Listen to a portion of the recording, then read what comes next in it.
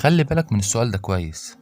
لو سألتك ايه اكتر حاجة بتأثر في حياتك، شغلك ولا بيتك ولا ظروفك، الحقيقة ان في حاجات تانية ممكن تغير حياتك كلها.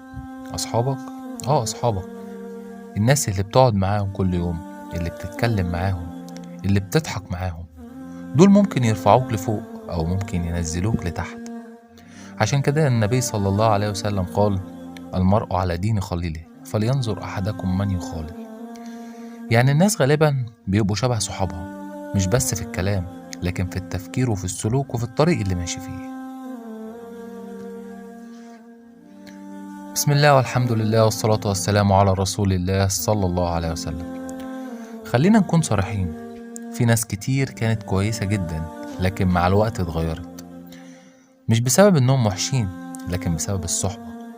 صاحبك بيقولك: يلا سيبك من الصلاة، ما كل الناس بتعمل كده، وعيش حياتك.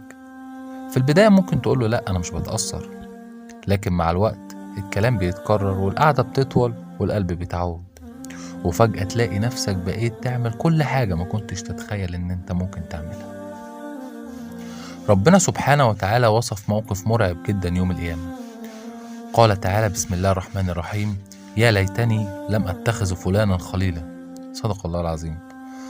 تخيل ان في انسان يوم القيامة هيقول لك: يا ريتني معرفتك، يا ريتك ما كنت صاحبي. ليه؟ لانه كان سبب في ضياعي، وكان كل مرة بيشجعني على الغلط ويهون عليا المصيبة. لكن في نوع تاني من الصحبة اللي ترفعك، الصاحب اللي لما يشوفك بتأخر صلاتك يفكرك، بتعمل حاجة غلط ينصحك، لما يشوفك بتضيع يقربك من ربنا. يعني ببساطة، لو صاحبك كويس هتاخد منه الخير، ولو صاحبك سيء ممكن تتأذى منه وهو ما يقصدش. اسأل نفسك 3 أسئلة بسيطة: بعد ما بقعد معاهم ببقى أقرب لربنا ولا أبعد؟ وهل بيشجعوني أكون شخص أحسن؟ هل لو نصحتهم بيقبلوا النصيحة؟ لو كانت الإجابة نعم يبقى دي الصحبة الطيبة، لكن لو العكس يبقى لازم تراجع نفسك. في النهاية في حياتك هتقابل ناس كتير، ناس هتعدي مرور الكرام وناس هتتأثر فيك، لكن لازم دايما تفتكر مش كل واحد يضحك معاك يبقى صاحبك. الصاحب الحقيقي هو اللي يفكرك ويقربك من ربنا، يخاف عليك، يقف جنبك لما تغلط. عشان كده اسأل نفسك سؤال مهم: مين الناس اللي ماشية معايا في الطريق؟